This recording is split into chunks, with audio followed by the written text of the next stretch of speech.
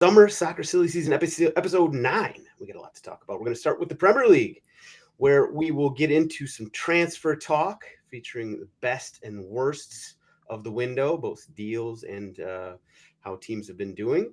Halftime will be a summer tour related weekly What If, round the world U.S. men's national team related transfer talk, plus, of course, the MLS Hit It and Quit It minute.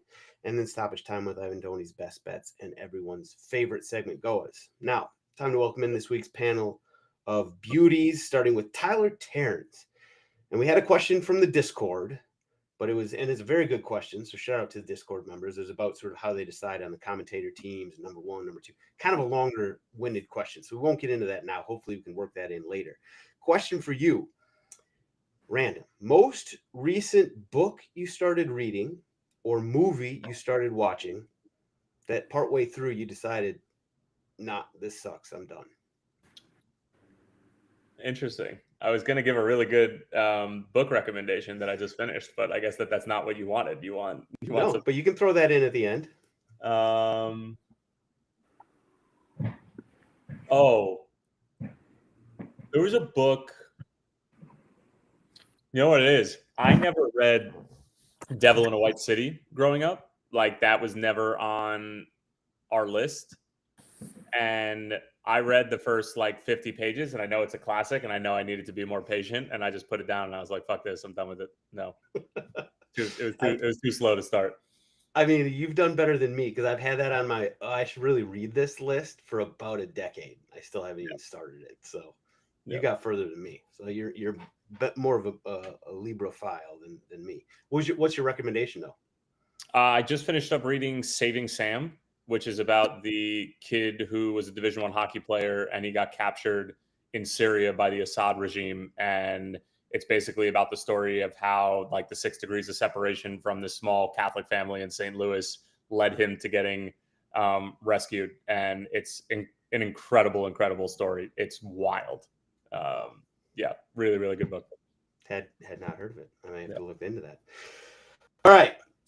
So now, Tommy McGunner, for you. Now, don't look now. You guys are in third place, Loudoun United, despite your recent red card difficulties. But it seems like there's a lot of good teams in the USL Championship this season. Oh, this doesn't need to be from the table, from the standings, who's got the most points. But based on the teams you've seen, you've played against, you've watched game tape on, who is your toughest opponent? You can't say Loudoun's the toughest opponent in the league.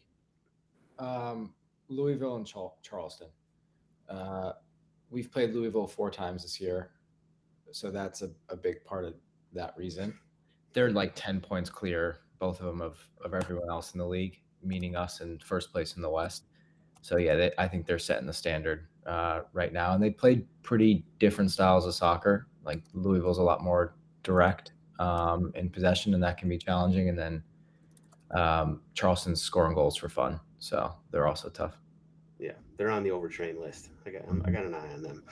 All right, last but never least, Alex Bono of New England Revolution, very good friend of the program. Always great to have you back on. So you are fresh off of an upper body injury, but credit to you, it looks like you're finally going to be putting some of all that standing around time to good use here. You're starting a blog, right? So give us the selling point, the sales pitch on the blog.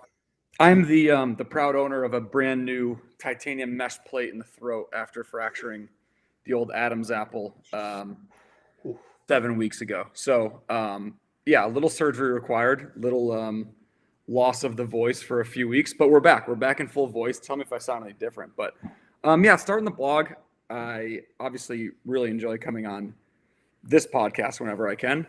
But I do see myself transitioning into a role in broadcasting after I'm done playing. And I feel like it's a really good start for me to just kind of engage with fans, recap some games, and do an analysis where you might get a perspective you wouldn't get from someone outside of a locker room. So just something fun that I'm trying, some practice and also some engagement with some fans, hopefully.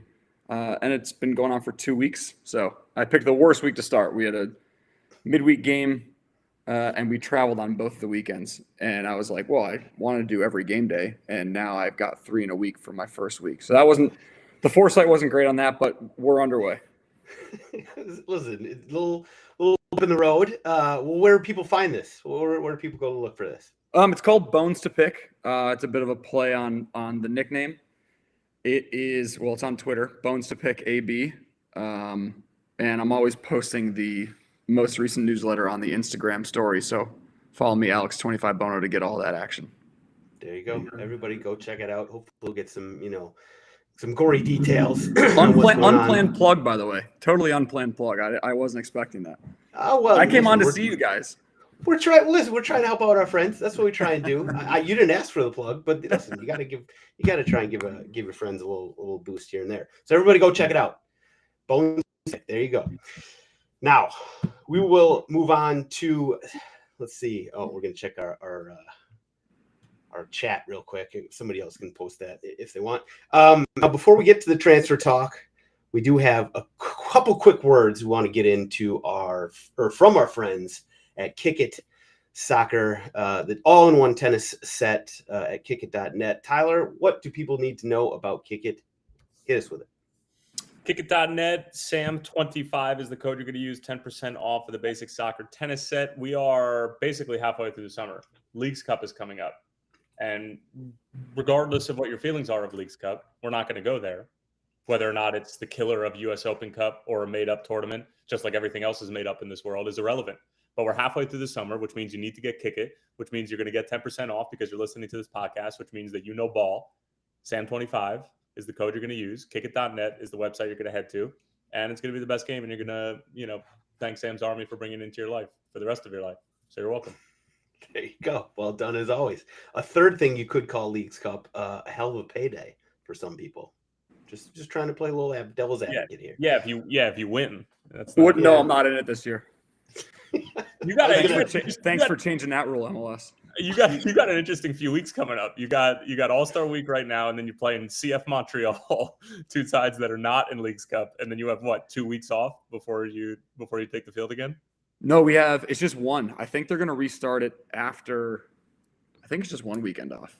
So it's basically teams that aren't in the. It's like an international break of sorts, except for just the teams that aren't playing in Leagues Cup.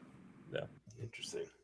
Well, a lot of time to blog. Yeah, sorry if that's a sore spot, Bones. I've been trying to beat the door down on this for since I found out that they weren't going to include the non-playoff teams from last year. So I lost, but I tried. Well, hopefully they're listening. We'll see what happens next year. All right, transfer talk time. We're going to start with the Premier League. So just a quick, take a step back before we start drill it down and get into the teams and the deals and all that.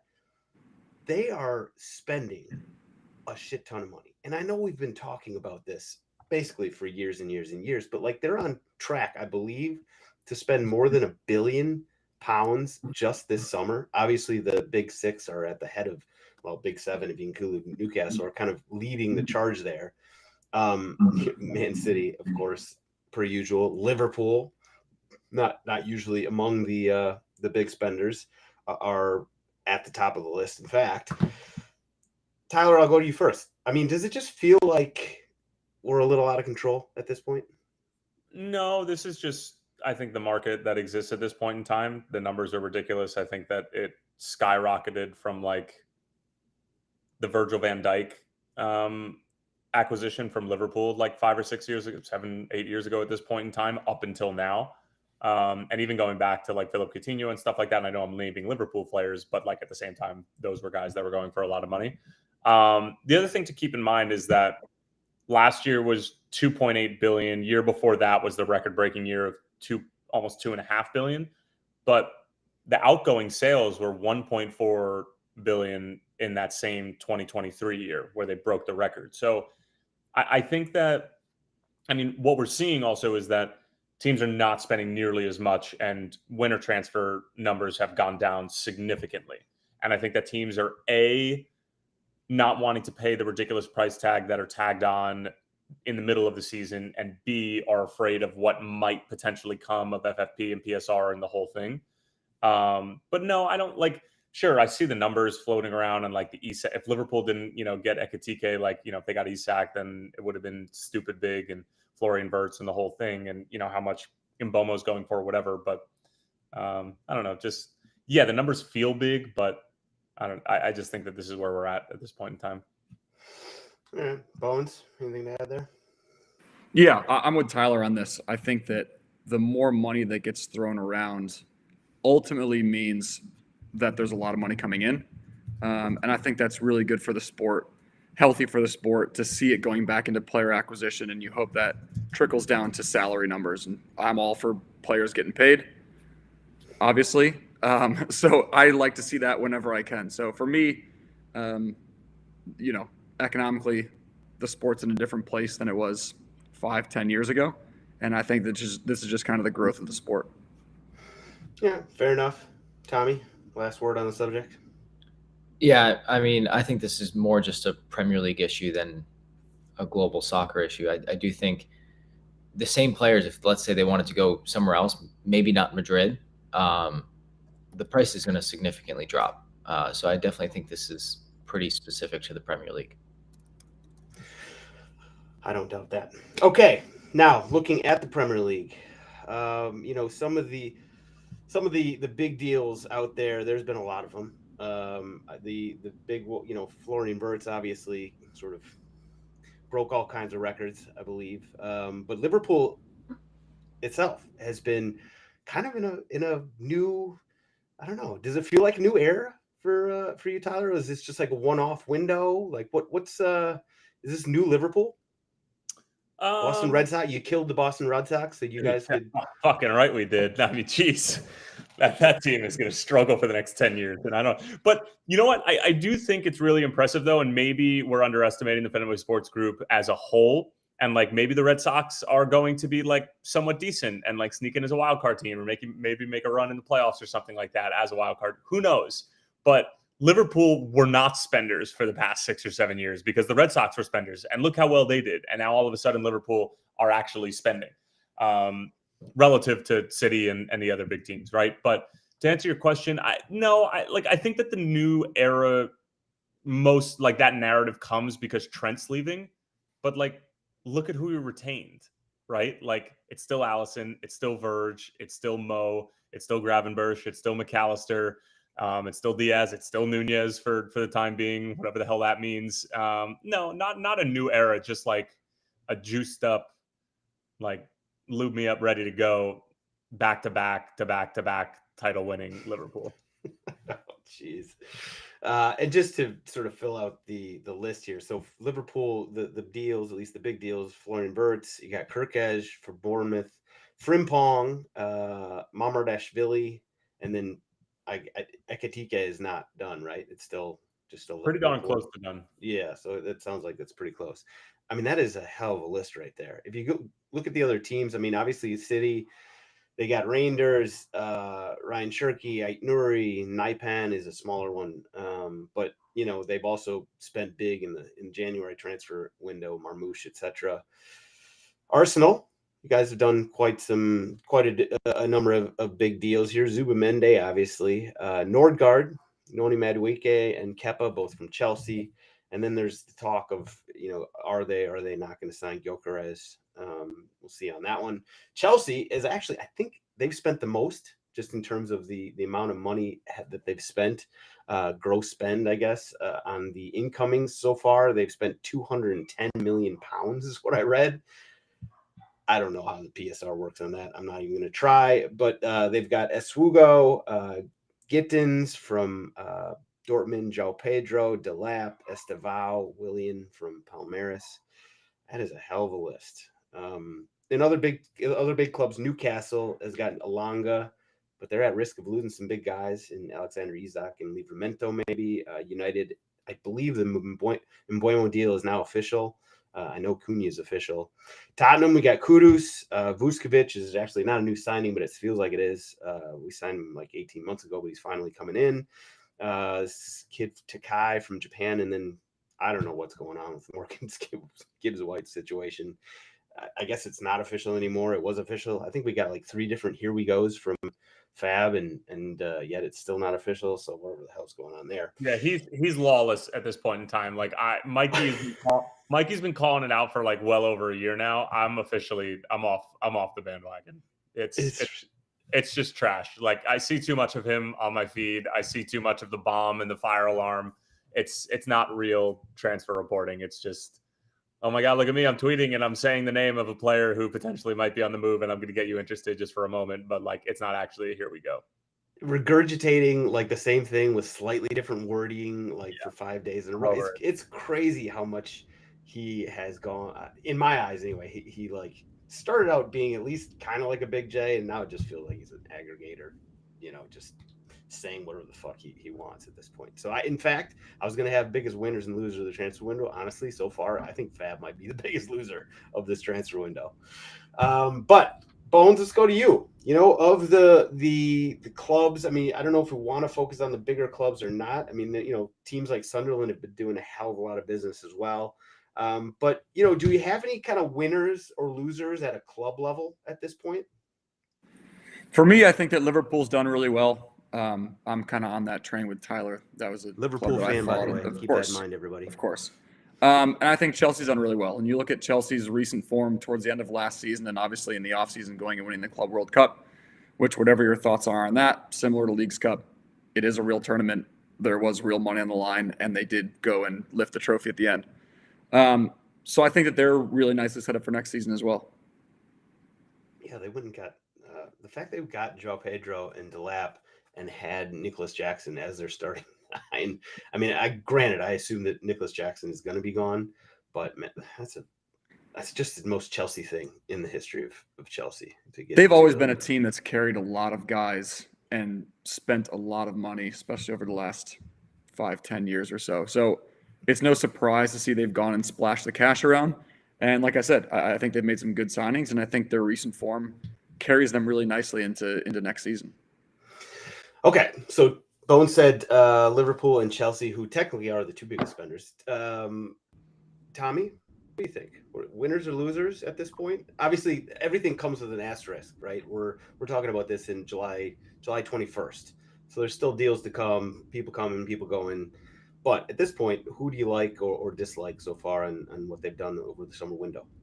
I like Liverpool and Arsenal. The one on Arsenal that you didn't include in that list was Mosquera, the center back from Valencia. Yeah.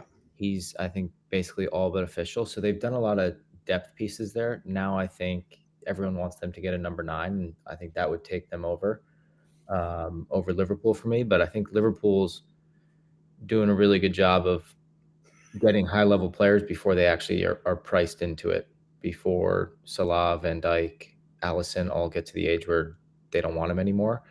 So I think that's one of the main reasons why I like what they're doing. And then I've kind of been disappointed with Aston Villa, both on the ingoings and outgoings. I think they could be in some trouble.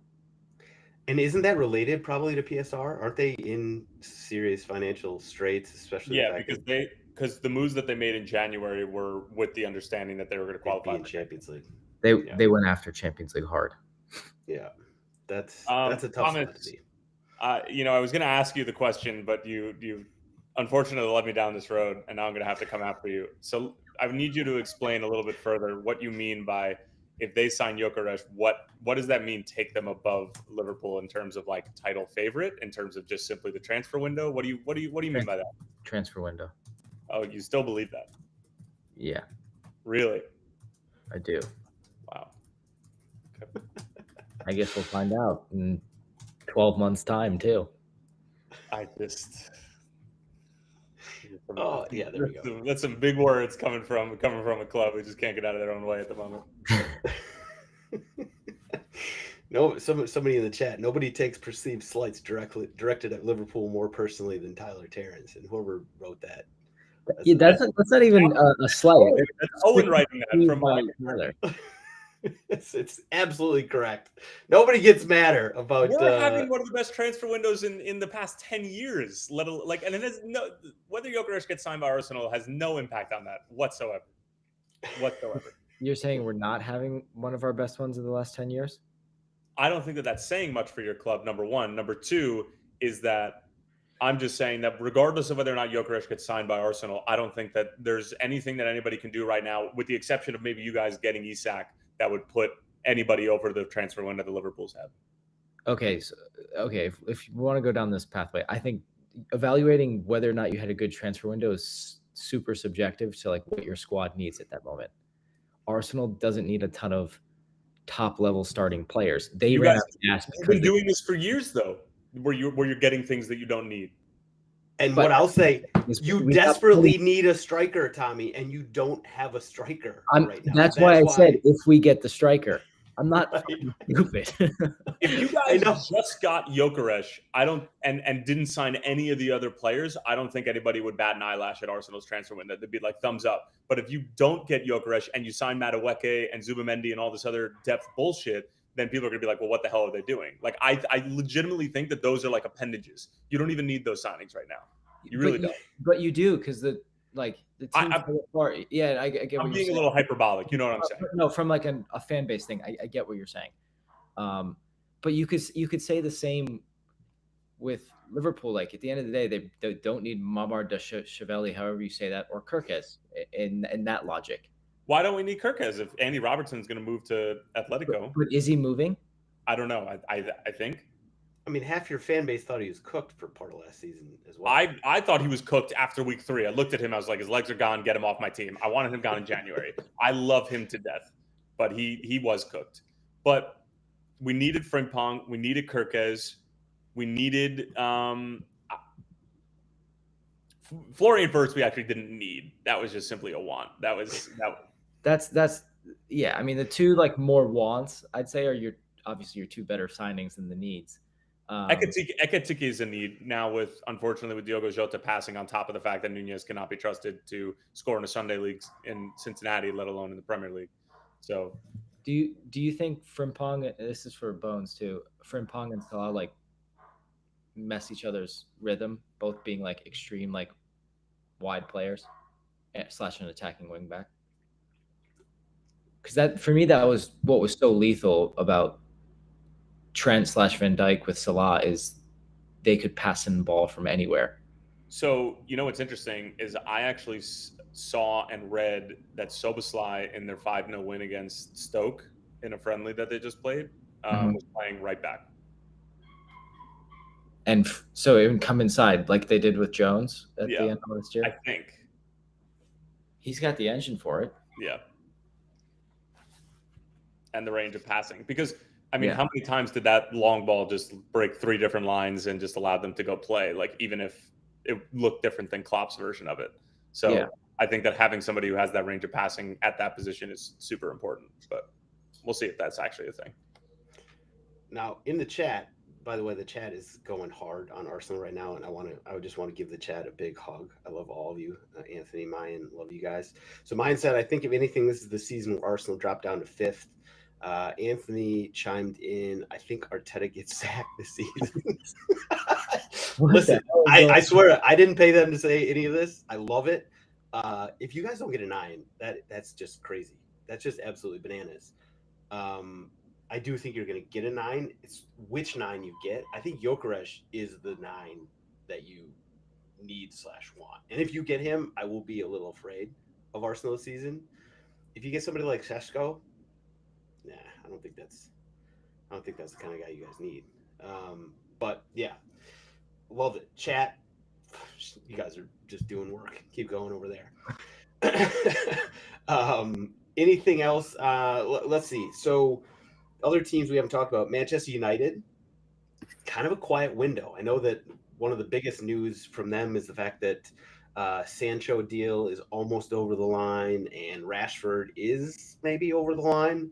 So basically there's a lot of outgoings at this point. Obviously they have Mbeumo coming in. They have Cunha coming in. I don't know. Bones, what do you think about Manchester United at this point, coming back off of their, what were they, 17th place, 16th place, whatever they finished in the table last year? Just above the drop zone in standings, not in actual points. Yeah. I mean, I think anyone would say it's been disappointing with, all you have to do is hop into one fan blog of Manchester United and everyone should be sold and you should have an entire new 11 and an entire new bench and everything. But for sure. You would think that they would want to bring in more players, at least for the bare minimum of some real competition for places. It seemed like last season they were looking for guys to emerge and looking for guys to step up, and it was kind of, nothing ever came of it. I do feel like if there's a team that maybe there's going to be a flurry of deals coming down the stretch, maybe it's United. Now that if they get these sort of outgoings out the door and then they are freer to make some moves, but it feels like a team that needs to make some more moves at this point. I guess you could arguably say Tottenham might be in the same boat, considering we just came off of a 17th place finish and Europa champions, no doubt. Yeah, I don't know. I was excited last week when I thought the Gibbs White deal was done. Now that that's apparently no longer done, and who knows exactly what the situation is there. Yeah, our window has gone from being okay, this is feeling pretty good, to what the fuck's going on here, man. I like the guys we brought in. Kudus and Vuskovic both played really well in the friendly we just played against Reading. Now again, that's a friendly against Reading. Kudus looked awesome though. I'm excited to see him out there. But like, this is a team that just finished, at the bottom of the Premier League, and I've been the one that's saying we just got to get healthy. We just got to get healthy. So maybe I'm sort of talking out of both sides of my mouth here, or maybe Thomas Frank is the answer and will, change everything around. But I don't know. It feels like we could be doing more, especially if we're going to lose Romero. I don't know what the deal is there. If we keep Romero and give him the captain's armband, okay. If he's gone, oh boy, I don't know what's going to happen. There is the one thing that people haven't really been talking about, other than I think on some Spurs blogs, and that's the situation with Son. Now, it sounds like he might not be the locked-in captain this season, which is interesting.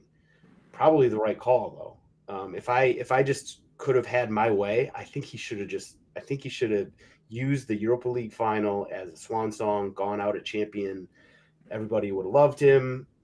Everybody's going to love him anyway, except for Mikey Fowler. But I think that this season is a risk that he will hang on too long, and it'll be. But if he was coming off the bench, I don't think it would be an issue. If you guys brought in a stud winger to fill his role as a regular starter in the Premier League, and then you maybe let Son start on Champions League nights, and can't believe I'm even saying that you guys qualified for that tournament. But anyway. It feels good. I'm kind of not used to it either. It's been a little while, and I can't believe that we got it after that. Here's hoping you guys finish mid-table this year. Haven't you just accepted mediocrity by now? Like, No, how long is it going to take for you to just accept that your club is forever going to be mediocre? Your transfers this year have put you in a spot where, I believe that maybe you'll finish above 14th, but no higher than 11. Improvement. We're moving up in the world. I do think you guys are underestimating the club a little bit. I think our team was better than we finished in the Premier League last season. And you get hit by injuries, but that's still not. You cannot claim that anybody's underestimating your club after you finished in 17th.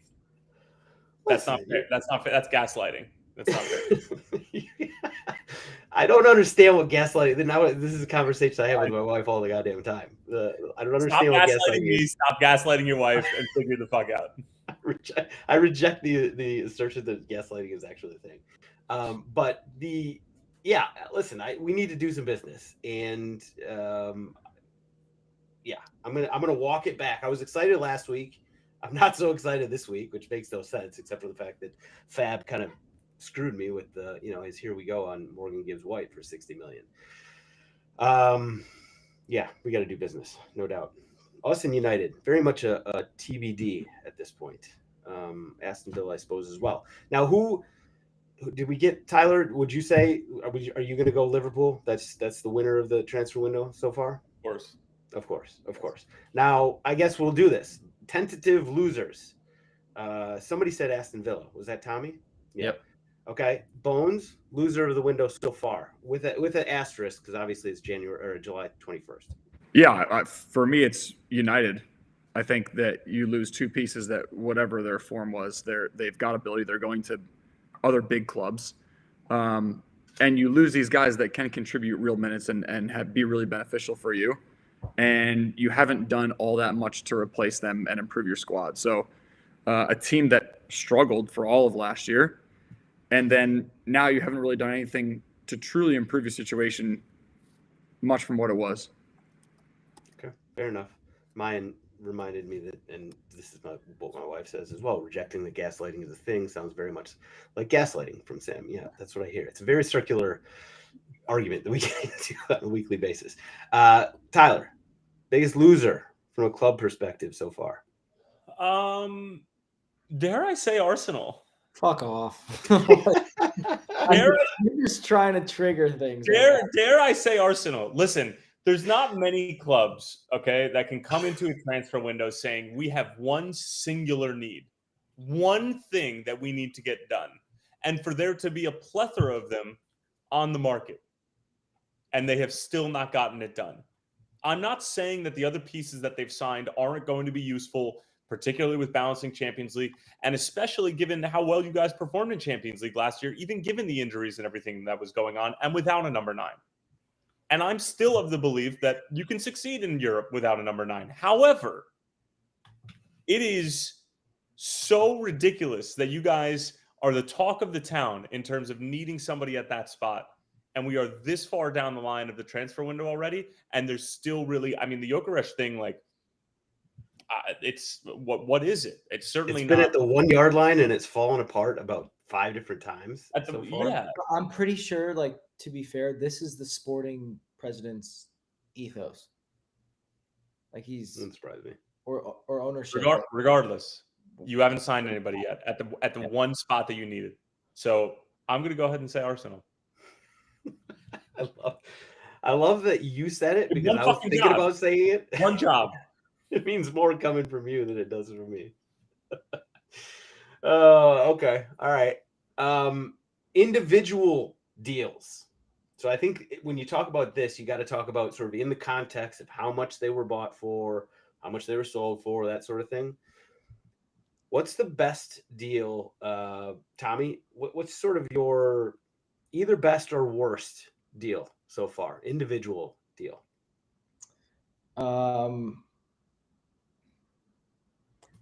I do like whichever one kind of really plays more. I think they're both at really good prices for Arsenal, and Zubimendi and Nordgaard. But I don't know how much he went for, but João Pedro seems like a steal if he was anything under 50 million.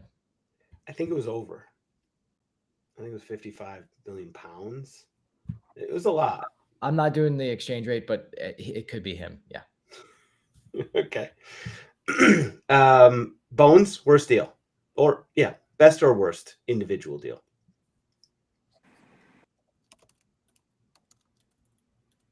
He went muted, unmuted. He's back. Can you hear me? Yeah, you're good. Oh, okay. The microphone button went away on my thing. I didn't know if it's not. I can't even see it. I think the Florian Wirtz deal is a good deal. He's young. He's got an extremely high ceiling. And to get him then, as opposed to, he could be worth so much money in the future, and he could be a really awesome player for Liverpool. So I'll take that one. That might be a little bit chalk, but. I mean, that was an expensive deal too, right? I know. 115 or something. Yeah. Ooh. But there's no reason that, he can't play a couple years and go for way more with the way that the transfers are going. With how good Liverpool is. What do you couple think Premier League titles. What do you think of the Petrovic deal? For me, goalkeeper deals are completely contingent on the fact that they're going to play. And I think that he will. And so for that reason, I think it's a great move. We're going to talk about the Turner one in a little while, so I'll kind of leave my thoughts on that one until we get to it. But, he's an extremely talented goalkeeper.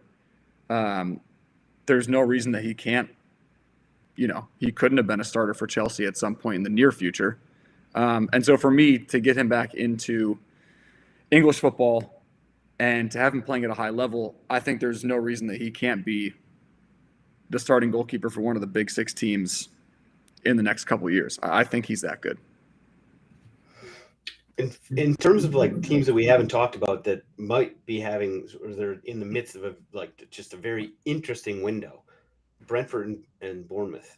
got to be up there. Well, I think for goalkeepers, like fit on teams is less important than for outfield players, where you have to worry about positions and formations and these sorts of things. With goalkeepers, you still do a little bit with playing style and those sorts of things, but just his raw ability, like goalkeepers that have his raw ability and have his talent level will fit in a ton of different places, and teams can actually switch up a bit of what their playing style is because they have such a good goalkeeper, right? Like you don't need this guy, for example, if you're playing out of the back team, but you have an extremely talented goalkeeper that's going to win you games, you might not necessarily play as much out of the back if that's not a strength of his game. And you can still have that playing style throughout the rest of your lineup. Yeah. So for me, it's more about playing and less about fit. And the other moves that Bournemouth has done, I was just looking it up. So they got Petrovic and they got Truffert from Rennes, but they've lost a lot. I mean, like, this is an interesting window. They obviously still need to do some work at Bournemouth. If you're going to lose guys like Mbuemo, there's talk of Wissa leaving. Kirkesh is gone. You just combined two clubs there. That's a super. Oh, did I? Yeah. Shit. I knew I was going to do that with Brentford and Bournemouth. Brentmouth. That's a good lineup right there. Brentmouth. Are you gaslighting me right now? Nope. Tommy? Nope. It's not real. He can't be doing it. Doesn't exist. All right. Now, quickly, the newly promoted clubs. So, we've got. It's been. How are we supposed to do this? I don't know. Just say Leeds and move on. There we go. Leeds or Sunderland. Sunderland's done a ton of business. Not or Sunderland. I'm impressed that Sunderland is doing the kind of business they've done. I was shocked that they didn't get Jordan Henderson, who's a Sunderland guy, and he. You didn't even ask me what my best transfer was. Jordan Henderson on a free to Brentford. That's okay. My best transfer. That's a steal. Luka Modric on a free.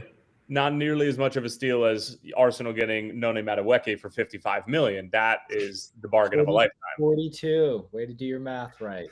See, reading the wrong platforms. Transfer market. What? I'm reading the wrong one.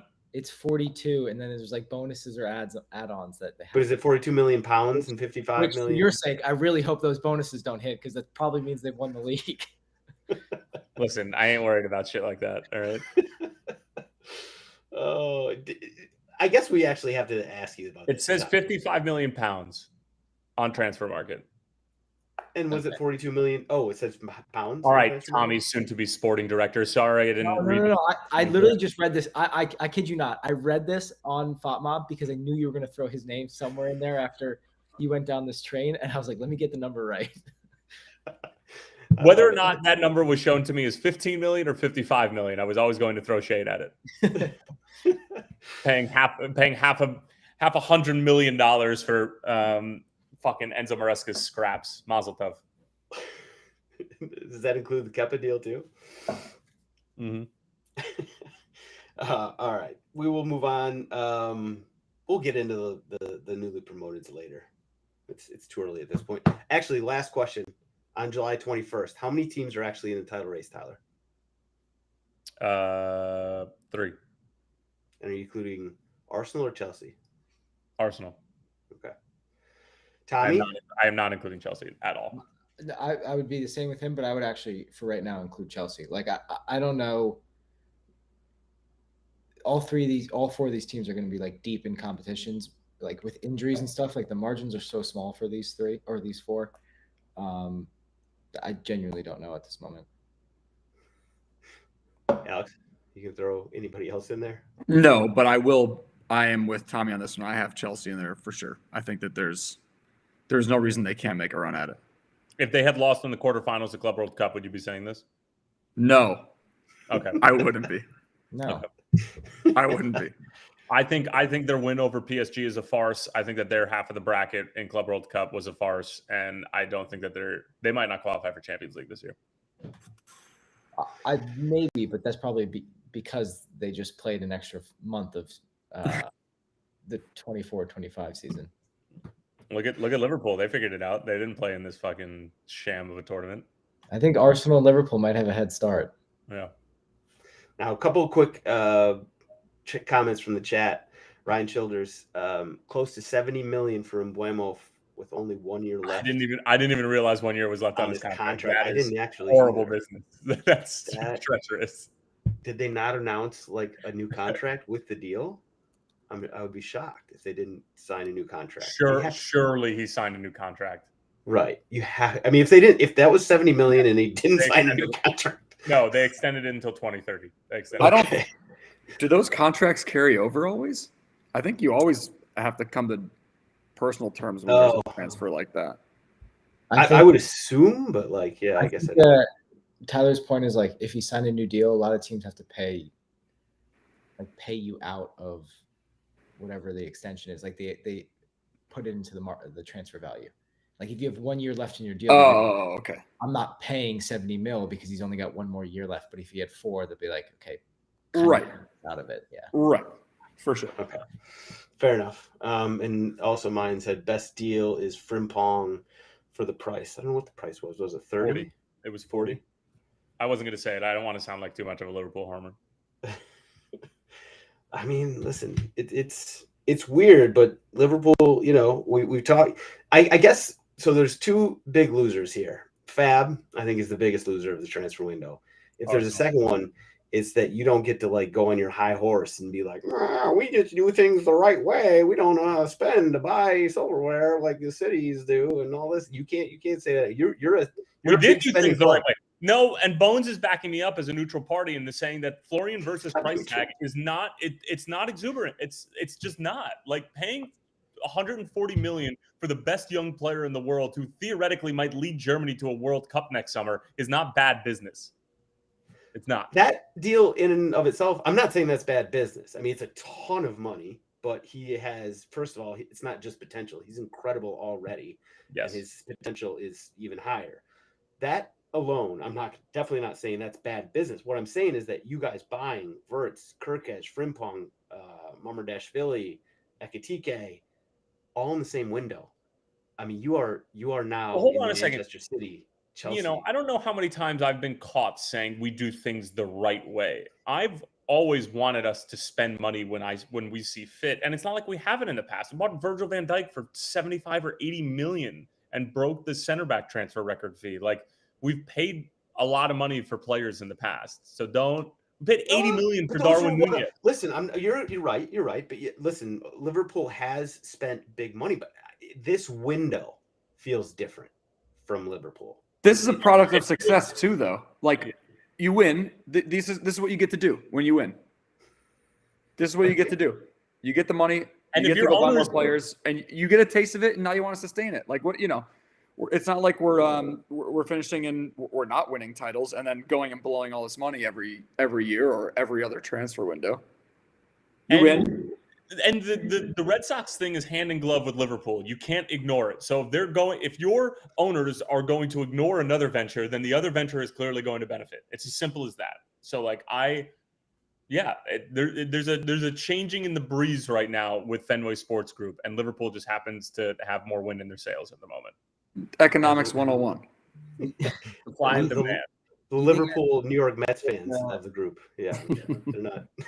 They're not too bothered by it, I think. Tommy? Do you think it has anything to do with the fact that they didn't have a sporting director the last 2 years and they finally got that in place? Like they got their sporting structure in place and it's less to do with Fenway. No, I think it actually has something to do with Fenway. Well, no, I don't doubt that it has something to do with Fenway, but they still have to. Yeah, I mean, having a sporting director helps. You guys would know that or not know that, wouldn't you? We do have one, yes. No, I know you have one now, but I'm saying you didn't. Oh. You didn't have one for January, didn't you? No, I don't think so. Okay. Now Tommy's gaslighting me. I didn't know where you're going with that, so. I'm glad somebody else is getting accused of it. All right. I'm sure we'll talk. You know, we got a couple more weeks of the summer soccer silly season, so we'll talk transfers again. Let's move on to halftime, where we got to give a shout out already. It's halftime. God damn. It's halftime. Give us 10 more seconds. It'll be halftime. Come on. We'll keep it short on the second half. Shout out to Matt Frentz in the Discord for this weekly what if recommendation. If Bones, you should go first on this. If you were a player on a top Premier League team, where would you want your club to go on summer tour? Now you're muted. Mute. There he goes. See, I still can't see the button. I'll start by saying this. I wish I was a top player on a Premier League team. I am most certainly not. I think it depends on what you're like, in what aspect, because there's a lifestyle aspect to it, and then there's a money aspect to it, and then there's kind of like an experience aspect to it. And so, like, I think for an experience, an Asian tour would be incredible. Coming to America on an off-season tour, I mean, for lifestyle purposes, like you're, in Los Angeles or Miami or one of these big cities, and you get to kind of kick back and relax in your off time. And I think the money aspect of it is, I mean, they play in these tournaments and they receive these bonuses for these preseason tournaments. I would assume that those are going to be bigger in Asia or like a Middle Eastern one than they would be in America for sure. So I think it depends on what aspect. Me, I've always looked at preseason as an experience. We went to Saudi Arabia a couple years ago when I was with DC. That was quite the experience. But I wouldn't have normally gone there on vacation. And so it was an experience that I really enjoyed, actually. Just seeing something different, seeing a totally different side of the world was interesting for me. So for me, I'd go experience. I would say an Asian tour would be pretty freaking cool. All right. Good answer. Great answer. We'll go to the other professional athlete next. Tommy McCabe, where would your choice be? My logic is very similar to Bones. I think I'm more likely with my own money and my own time to go to, like, let's say Japan or Australia. So I'm trying not to choose one of those. I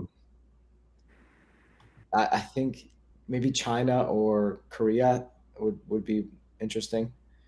The other one I would think would be really interesting is, let's say you have a big player, Son or whatever, that's maybe from like a country in, like, let's say, or Salah, if you go to Egypt, like going on preseason tour with them to their home country, I think would be a really cool experience as well. Yeah, that's a good shout. I think it probably would be for you. It probably wouldn't be for him. Like, that would be exactly. That would be a disaster. He would have zero free time, zero time to kick his legs up. He would be on all the time. Yeah. Everyone else would be treated like kings. Yeah. Without actually being the king. Yeah. Yeah, I mean, South Korea with Tottenham right now would be, that'd be a lot of fun, except for Son. He probably would not have nearly as much fun. All right, Tyler, where are you going? I want to go to the Greek islands and just go to like a bunch of like small stadiums on like Crete and Naxos and Para. Like just take a little trip to the Greek Isles for the summer and go play some football. Maybe that. I love that answer. I would also co-sign that, but I think that's maybe why we're not professional athletes. One of probably many reasons. Why? Why does that preclude me from being a professional athlete? You can't enjoy your life. It's all about sacrifice. Always all about sacrifice in the professional soccer world. It's a good shout. I think, if you break it down by the different options, Greek Isles, I actually wouldn't have come up with that. That's pretty good. I would have said something similar with like Australia and Japan, and like I would really like to go there. I don't think I would like to go there like if I was doing professional work. I would want to go there kind of as a, like a vacation and sort of experience it like that way. I think it really would be cool to see China or Southeast Asia, and just I hear nothing but like I've been to Southeast Asia, not as a Premier League player. It must just be, you hear how crazy the Premier League is and sort of how into it they are there. And in fact, I guess that goes for some of Africa as well, like Nigeria. But you don't hear a lot of African summer tours. So I guess I'll say Southeast Asia at this point. All right, we're going to skip compliment corner. I don't think we've torn down anybody too much this episode. So we'll go right to round the world. Quickly, thoughts on the U.S. men's national team move that we've got so far, and I'll give you the list of them. So Tillman, he's heading to Bayer Leverkusen for $41 million from PSV. Ajimang from Charlotte to Derby County for $8 million. Johnny Cardoso, Betis to Atleti for 35 million. Matt Turner, Nottingham Forest, technically, to Lyon for 9 million. And then there's 2 deals that sound like they're almost, well, actually maybe 3 deals that sound pretty close to being done. Timothy Weah from Juve to Marseille for 20 million. Josh Sargent from Norwich to Wolfsburg for about 28 million. And then last but not least, Gio Reyna to Parma, which, if we don't get into that, we are going to have a separate segment on the Gio Reyna situation. But Bones, of those deals, you got any thoughts, like or dislike on any of them? Does anybody like the Ajimong deal? Am I the only one that's just kind of like, I don't see that? I hate it. I don't. Like we've seen so many deals kind of like these, and then they tend not to suck. really work out. They stink. Right? The money that he's making over there must be astronomically more than whatever he's making at Charlotte right now. The move does not make sense. They might get relegated to League One this year. It makes 0 sense. Yeah, I don't really get that one. Obviously, for him, there's a huge financial aspect to it. I don't get the fit for him playing wise. I don't know. I think there's something to be said for the fact that he's playing every single game without fail and excelling at an MLS level. And I appreciate players taking a jump and taking a chance, but I think that risk has to be measured to a certain extent. Again, we're 1 year out from a World Cup. We don't have an out and out number 9 that we know is going to be the guy. And so for that reason, again, it's similar to a goalkeeper where you take yourself completely out of the running if you're not playing and excelling. And I don't know, maybe he'll go there and he'll tear the world, he'll set the world on fire and tear it up. I don't personally see that. And for that reason, for me, it's a bad move for him. So I was thinking about, strikers who've gone to specifically to the championship. Josh Sargent has actually worked out. He's been scoring a lot of goals. Hasn't been able to translate that to the national team, but that worked out. Haji Wright has done pretty well at Coventry. But he's not coming from MLS to do that jump. Like he's been over there. Daryl Dike has not worked out. That has not worked out. And there's a lot of injury issues there that play into things. But yeah, that has not worked out. Okay, yeah. I hope he succeeds, and I hope he's getting paid. Of course. But I'm sure he's getting paid.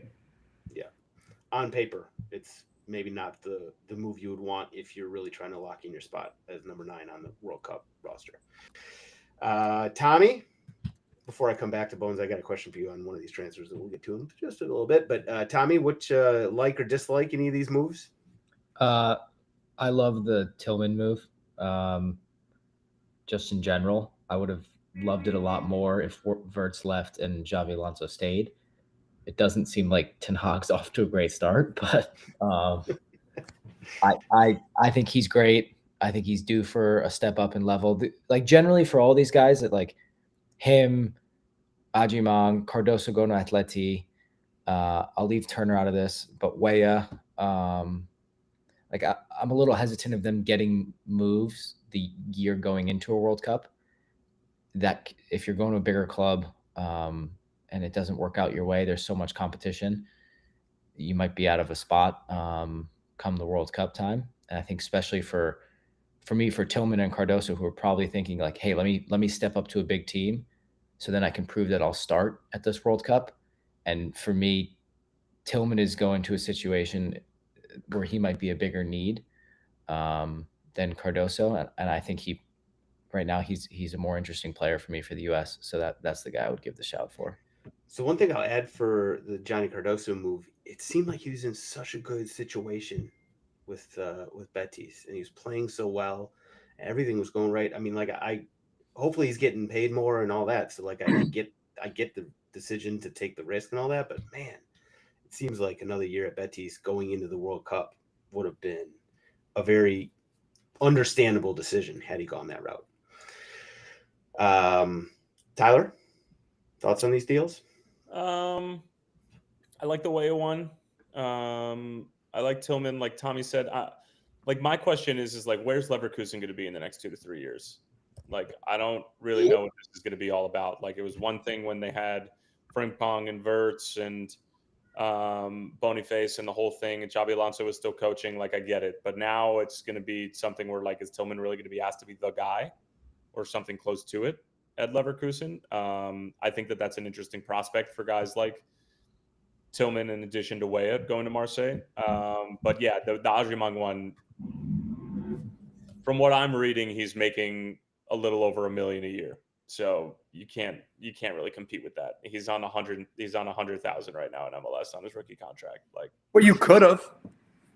Well, no, you couldn't have. what would no? But like, 10. Why not? Supposedly the best offer that Charlotte came with was 400,000. But that's a Charlotte problem. That's not like an ability to pay him that much money problem. Well, hold on a second. If they don't have room right now, they don't have room right now. It's a window. You could try. So you would clear somebody else out to pay Patrick Agyemang close to $1 million a year? Would you? Let me ask you this question, Bones. If you were sporting director of Charlotte FC, would you pay Patrick Agyemang $1 million a year? Me personally, no.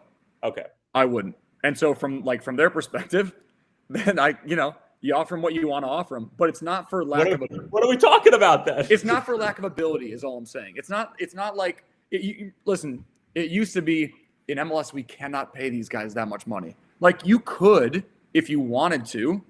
If it's not for a lack of ability, then what is it then? Because you're clearly not paying him the money that he's being offered somewhere else. Well, he's not worth it. I don't think he's worth. For a lack he's of not ability worth it either. Yeah, but it's not for lack of club's ability to offer him something that competes. Like, would you offer him? I don't know, based on current form and value, would you offer him $750? 400,000. I think that's a beautiful number for Patrick Agyemang at this point. There you go. And then from his perspective, then he has to go if he's getting paid that much more. And listen, I'll never ever. I think Sam's about to bring up Matt Turner. Like, I'm never gonna ever knock a guy for going and getting a payday, but you have to know what comes with that and what can happen if it doesn't go how you plan on it going, right? And sometimes I don't think that players take that into consideration enough. Like, well, obviously you don't want to turn down the money, but at the end of the day, if it goes the wrong way and you're this close to a World Cup, like, where does that leave me? And where does that leave the ability for me to play on the biggest stage in world football? Not only I'm totally with you. The other thing for me too is that, like, he had a pretty good season as mostly a substitute last year, scoring 10 goals, and he's had a solid start to half a season for the first time as a starter in his career. For sure. Listen, from Charlotte's perspective, this is an absolute highway robbery for them. Absolute. It's a no-brainer. Almost as good of a deal as Noni Madueke to Arsenal for $55 million. Almost as good of a deal. And to be honest, MLS teams should do this more often, where it's like, we got a guy who's, for some reason, his value is iron hot right now. Like, what did they invested nothing to get him? They drafted him, right? Like, draft picks in MLS mean virtually nothing.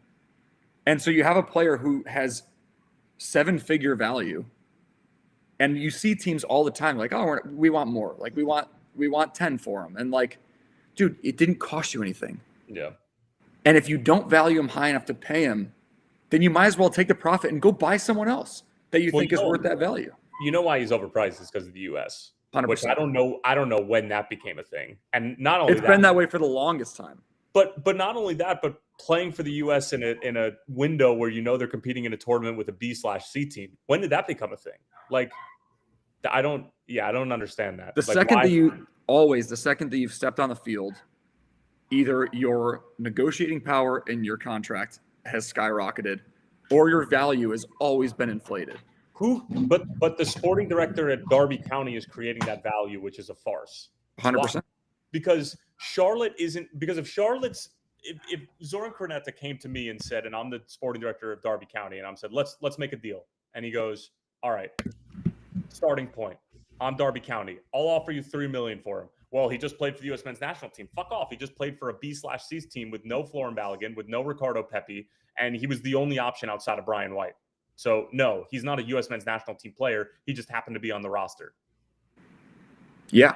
Listen, my thing is like, I don't, again, this goes back to the transfer market in the first part of this podcast, where it's just like, are things getting out of control? No, I just think that for whatever reason, the made up number right now in the Fugazi is that like a number 9 is like Patrick Agyemang is going for 8 million, and that's why Isak is going to go for 160. I'm with you. All right, quickly, we got to touch on 2 deals. Start with you, Bones, and Matt Turner. So, he's coming off of deals that, frankly, didn't work out as well as I'm sure he was hoping, and now he's going to Lyon. Thoughts? Yeah, I think this window for him is obviously the most important one yet. There were questions going into the U.S. men's national team picture before Gold Cup. Zach Steffen was back emerging as a guy that was a candidate to take the number 1 shirt. And so he was already in a bit of hot water in that sense. Then he goes to Gold Cup and loses his spot to Matt Freese. And so he's in a spot now where he's in real trouble. And this move is going to be the reason that he either does get the starting job next summer or doesn't. And ironically, as the move was being announced, or the rumors of the move were being announced, they had all that problem with they were going to get relegated for a hot second there, which was, I don't know if that was ever really going to happen, or if it was going to be a financial, a fine of some sort, some financial penalty. But the same story remains, that he has to play game in and game out, and he has to now excel to have a real shot to be the number 1 going into next summer. If he doesn't play for some reason or another, if he doesn't play, he's got no chance of starting. We saw when in the games that he played for the national team, you're a bit rusty, you're not quite in your best form, and it hurts. It hurts you to not play games as a goalkeeper. So I think if he plays and does well, it's obviously a great move. If he doesn't, we're going to look at this as the 3rd move now that doesn't really make any sense. Well, he's our guy, so we're rooting for him. Bag though. Yeah, gotta get that bag. Can't never knock you for getting that. Lastly, on these moves, we have not mentioned Gio Reyna. So I don't think the deal to Parma is official. We've probably gotten 3 or 4 here we goes, but I don't think it's nothing. There's nothing to talk about until he starts playing. It's a joke at this point in time. He can't. There's no coach right now who looks at him, looks at his attitude, and says, even if nobody wants to play him, it's on him at this point in time. It's not anybody else. Even if he goes to Parma, he needs a month, maybe 2, with the coach to try to A, either win him over, or B, change his attitude after he comes in with a crappy one, because apparently he doesn't come in with any attitude other than that. Tommy? I think I'm not going to disagree with that. But I think when you talk about situations he's walking into, you're walking into one with a first-time head coach in a new league. I think that's probably the best he was going to get, just from a reputation image standpoint. Someone who's new to it just as much as you are to him, I think was best case scenario.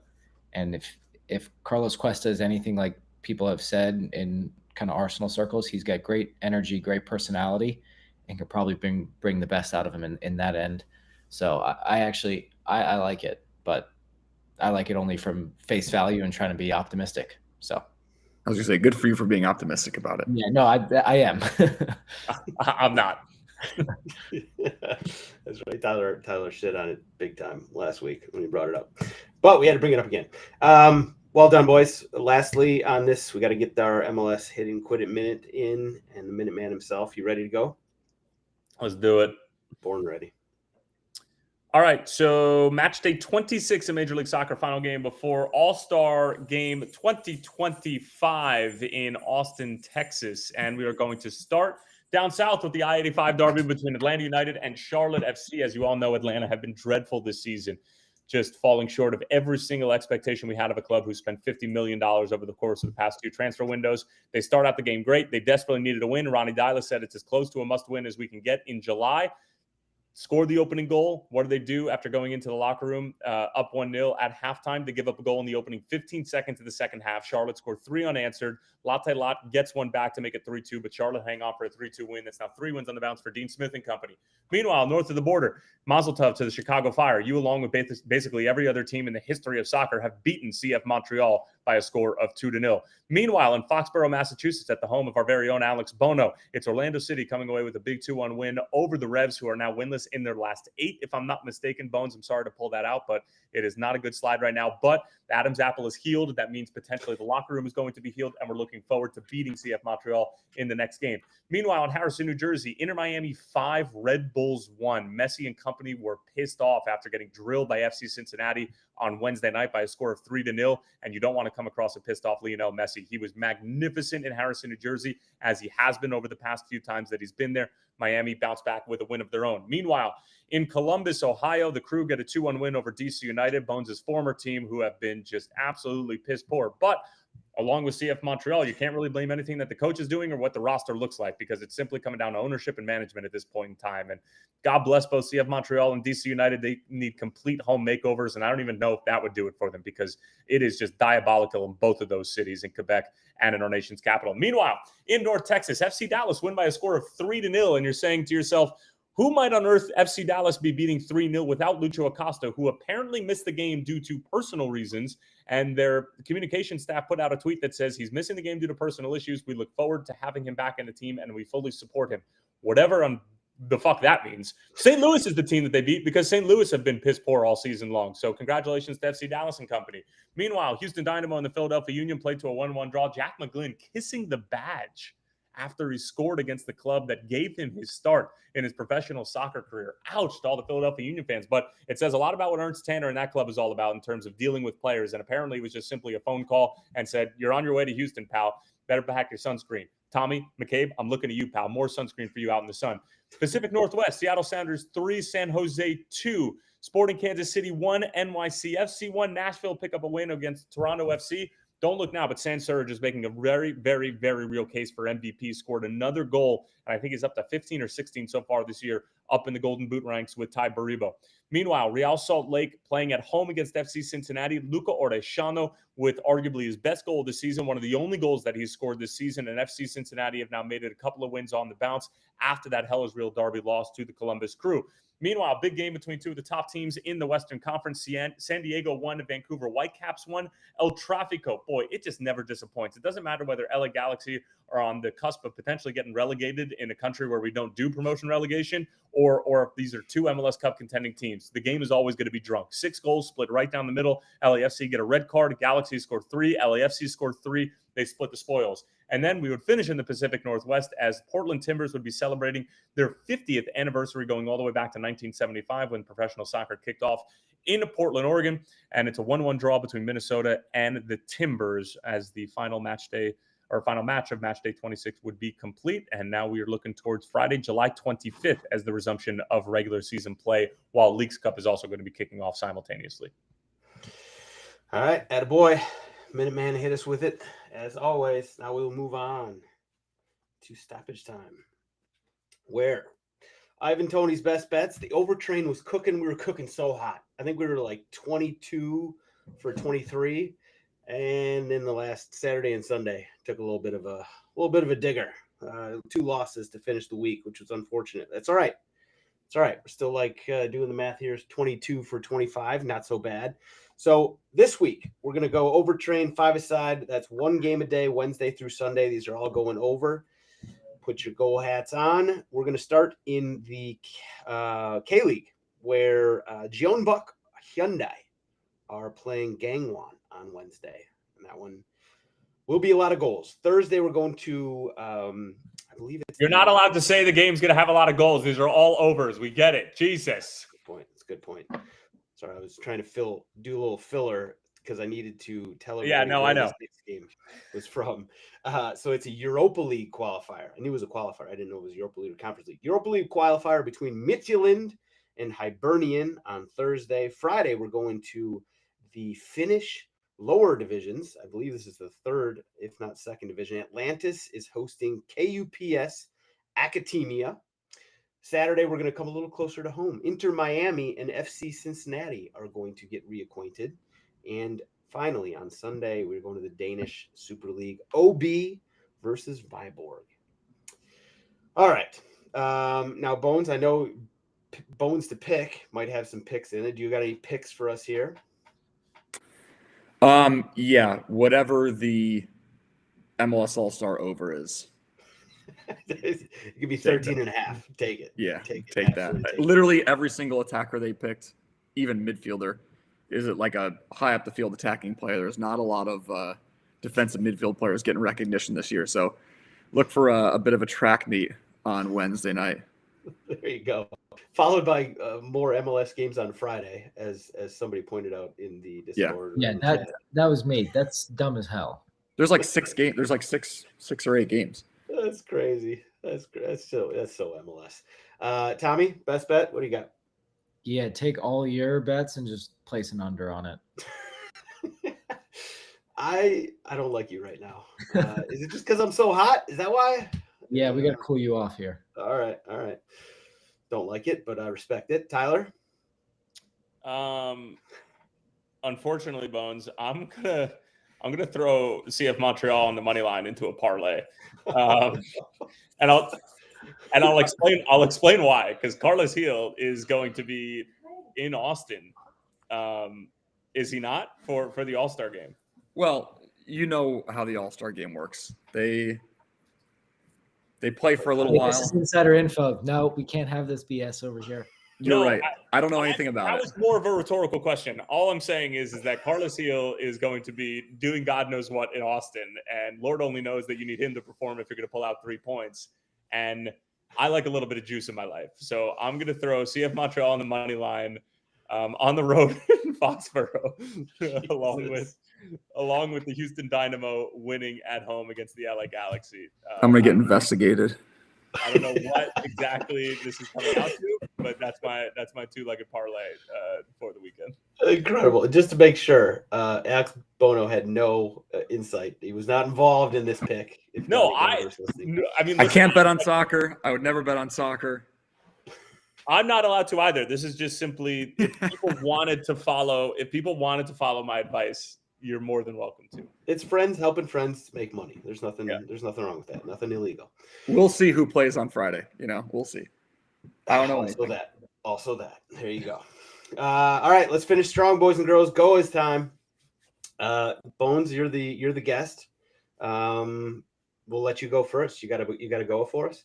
Yeah, Tyler stole mine in his MLS minute hit it and quit it. He did. Which, by the way, like El Trafico, never disappoints.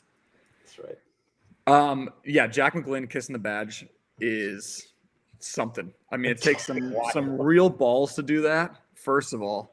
Second of all, it's a move that kind of went under the radar, and it kind of shows us there must have been some ill will in there on either of the parties. So for him to go back, score against his former club where he got his start, where he made his name, and then kiss the badge, I love that from Jack McGlynn. Love it. Also, who's kissing the Houston Dynamo badge outside of Stu Holden and Brian Ching? Like Beasley? Who kisses the Houston Dynamo badge? Sure. That's fair. Bees, you're right. Yeah.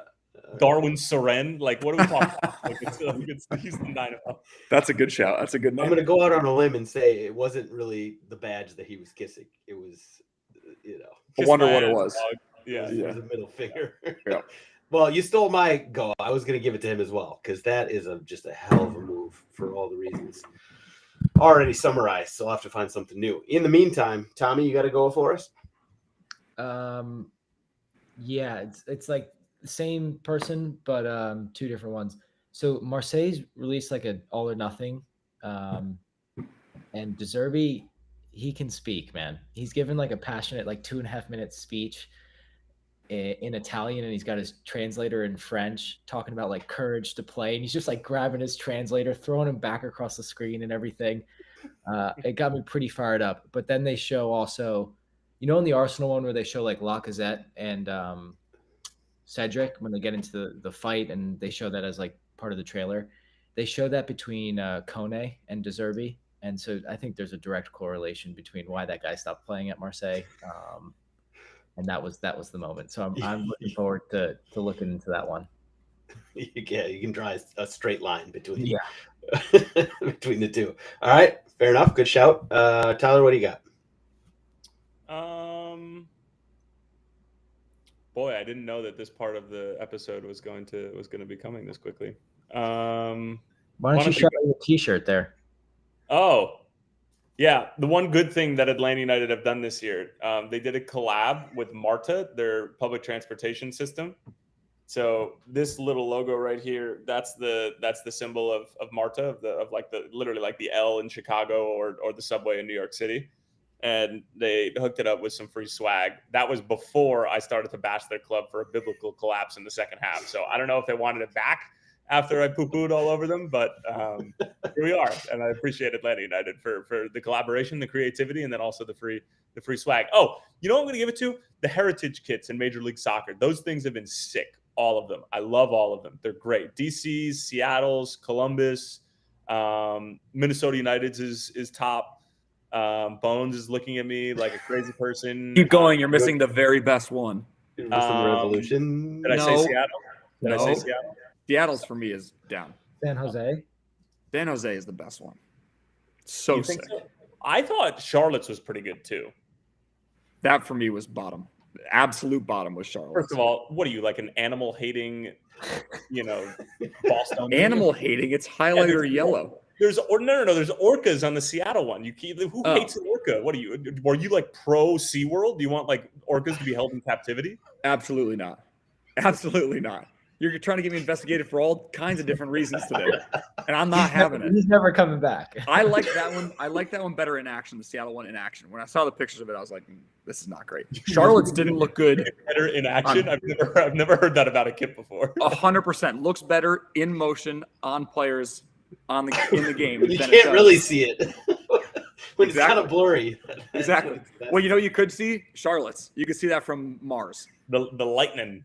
The Lightning. Minnesota United's was top. Minnesota's was better than San Jose's. I'm just going to go ahead and say it. San Jose's is the best one, followed by DC. Dallas's was good. You didn't mention Dallas's. I didn't mention. There was like 10 of them. I need to rattle off every single one. You said Charlotte and Seattle. Like, wait on here.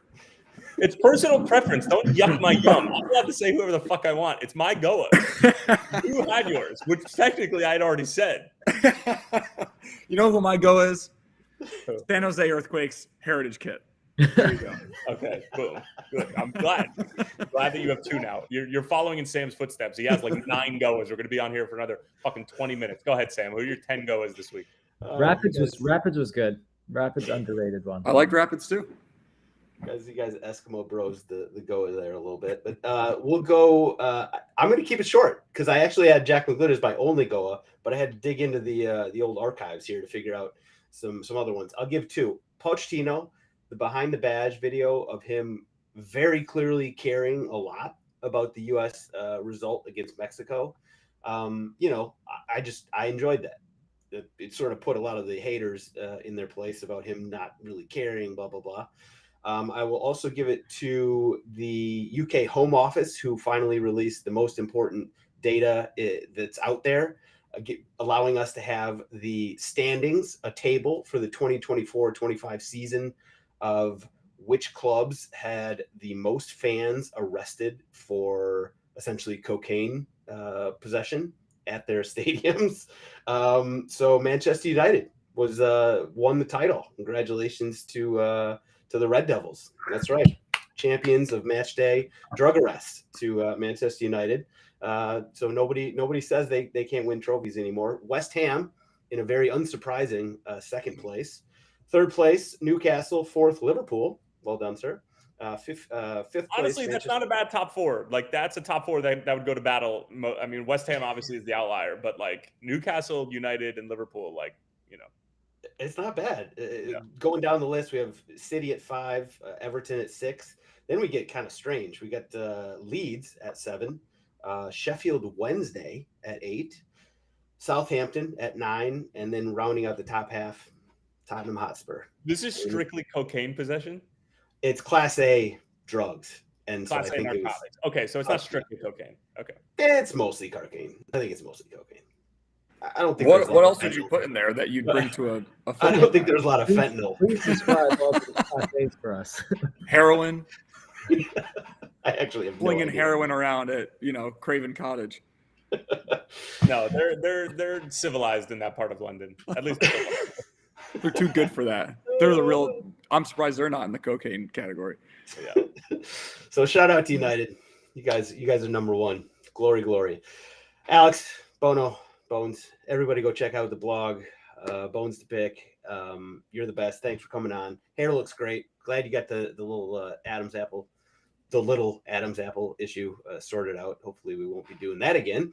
Tyler, Tommy, you guys are the best. Everybody, if you're not in the Discord, get in the Discord. It's the best place to have a 24/7 footy chat, and you can get in on the live chat with our podcast recordings. See you guys next week. Cheers, guys.